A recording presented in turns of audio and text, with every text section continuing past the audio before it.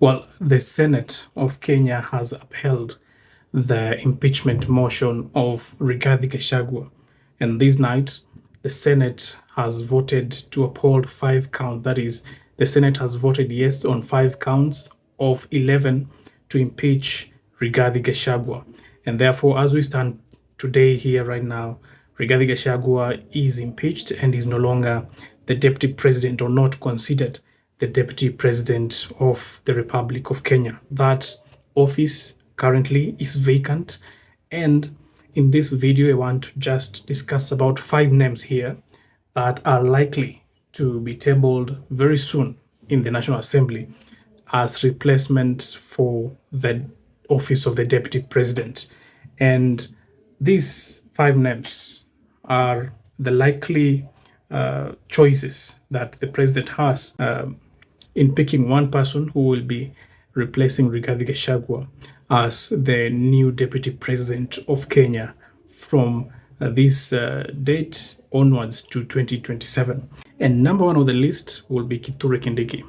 Now, I know many have spoken about Kithure Kindiki being the possible person to befit the office of the deputy president. And there are very many reasons as to why people are settling on Kithure Kindiki as the first option to replace the deputy president, Rigathi Gachagua. This is because initially, Kithure Kindiki and Rigathi Gachagua were in a race to become the running mates of President Ruto back in 2022, when the president had to go and pick his running mate. So this is the inference, or this is the genesis of where the argument of Kithure Kindiki is coming from. The argument is coming from the fact that Kithure Kindiki was already considered to be a favorite of the president to occupy the seat of the deputy president. It is even alleged that there was a consensus on that fateful day to choose the deputy president, that people had settled on Professor Kithure Kindiki as the best person to deputize the president, President Ruto. But as events might have unfolded at that time, Rigathi Gachagua was able to take the day, and William Ruto went ahead with Rigathi Gachagua. And that is the period also where Kithure Kindiki came out and said that despite me not getting this position, I will still support the president of the Republic of Kenya. The incoming at that time, they were alluding that he will be the incoming president who was eventually chosen, that is the then deputy president, William Ruto, that he said that he will still support William Ruto even without getting that position. And we've seen that Kithure Kindiki has become really a favorite in this government, in that he has been given one of the most important cabinet positions, and that is the Interior Secretary. Even after the Gen Z movement, Kithure Kindiki was given back his ministry as the CS Interior, and that just underscores the relationship that William Ruto has with Kithure Kindiki, and the fact that there is that level of trust between William Ruto and Kithure Kindiki, being a person who can accept to be a deputy president, being a person who can accept to be under his boss and articulate everything that is needed to be articulated by the president. So that is the reason as to why many people will say Kithure Kindiki will be the first option if you're looking at the possible names of people who can be a deputy president. Well, that aside, there are other 4 names that I'm coming to. And the second name in this is Musalia Mudavadi.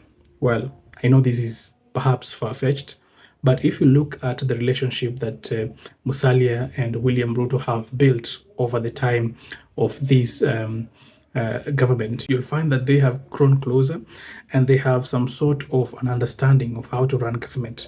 Remember, in this new government, William Ruto didn't have a pair of hands of a person who is experienced as such in running government. And he only had Musalia Mudavadi as a person who was really experienced, a person who has been in government just as much as William Ruto had been in government, and that is Musalia Mudavadi was checking all the boxes. And this also goes to show the reason as to why Musalia was given a heavier docket as the Prime Cabinet Secretary to run the Foreign Affairs Ministry, as well as to be the principal Cabinet Secretary to oversee other cabinets in in the government. So with the kind of task that Musalia Mudavadi was running, and some will say that Musalia Mudavadi was even running some of the things that the deputy president would have been running. So it seems as if Musalia Mudavadi already was causing up for this position. And that is why Musalia Mudavadi comes second as a preferred person to be in the office of the deputy president. Perhaps the only discussion when we are coming to Musalia Mudavadi is the fact that William Ruto will have taken a very bold move to move from Mount Kenya region and give that position to a person from Western region. It is highly unlikely politically for William Ruto to take that big leap from one vote basket and give that position to another vote basket, which, by the way, he will be unsure if really the people from Western can vote for him. He is only assured of the votes that he has at hand, and that is the vote from Mount Kenya. And that is why Kithure Kindiki, although doesn't come from the wider Mount Kenya region as we know it from the Kikuyu community, he comes from the Meru community, still has the backing of many people from Mount Kenya to be the next deputy president. And the third name in my list will be Anne Waiguru. Now, Anne Waiguru comes in because of the fact and the hint that we got from President Ruto that there is a need to have a female person leading or in high leadership in Kenya. And that notion or that discussion has been gearing up ever since President Ruto came into power. We know that President Ruto promised to women that they will be half in the cabinet, and that has never been achieved in the first cabinet and the second cabinet. Women have never taken half slots in the cabinet of President Ruto, and perhaps this will be a better time for President Ruto now to make that promise a reality, to mend the relationship between him and the female voters, and make sure that he has appointed Anne Waiguru to be the deputy president. Now, Anne Waiguru is also checking by the fact that he is coming from the Mount Kenya region, and that is a vote-rich region. So if William Ruto will want to appeal still, because Rigathi Gachagua comes from the mountain, if William Ruto will want to appeal to the mountain yet again, he will try to choose someone still from the mountain, and Anne Waiguru will check boxes as the former head of the Governor's Council, has leadership experience as the second term governor of Kirinyaga. He has been elected in different positions across the country and across the world. So Anne Waiguru checks the boxes as a person who can be hardworking, as a person who will bring politically, who will bring the female voters into the basket of President Ruto going forward.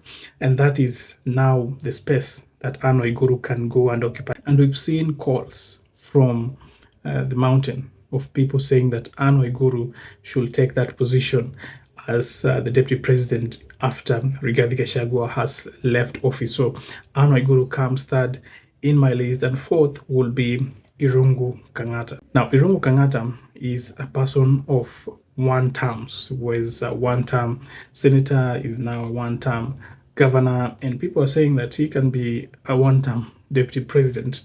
Well, that is because recently we've seen Irungu Kangata meeting Raila Odinga for reasons that were not very clear, as he explained. Well, if you see him trying to make these moves, we know that Irungu Kangata is as a reserved person. He basically works in Murang'a County and just does his work diligently and does not really get into the national politics that are happening around the country.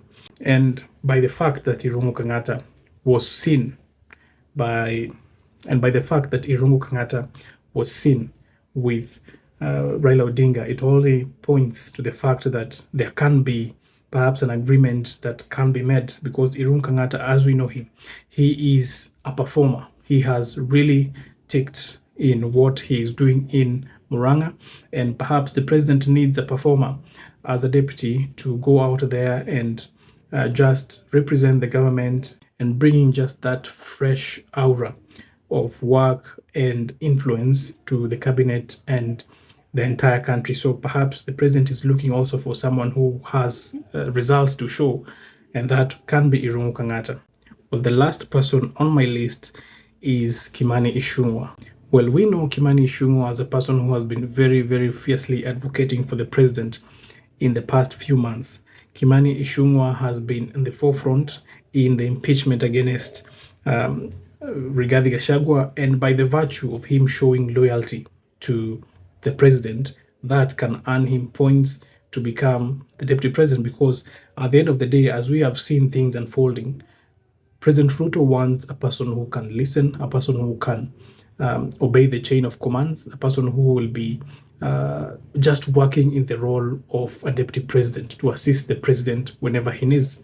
And Kimani Ichung'wah can be that person, because he has proven that he can go to whatever extent to represent the president, and that he can do a lot in the space of also defending the president, as we deduced in the first term during 2013 to 2017 regime, when Uhuru Kenyatta and William Ruto were the president and deputy president. The deputy president then, that is the first term of Uhuru and Ruto regime, William Ruto was a very fierce defender of Uhuru Kenyatta. In fact, he used to tell him, Mr. President, you do your job. Let me be the one to answer the opposition. Let me be the one to sort these issues out.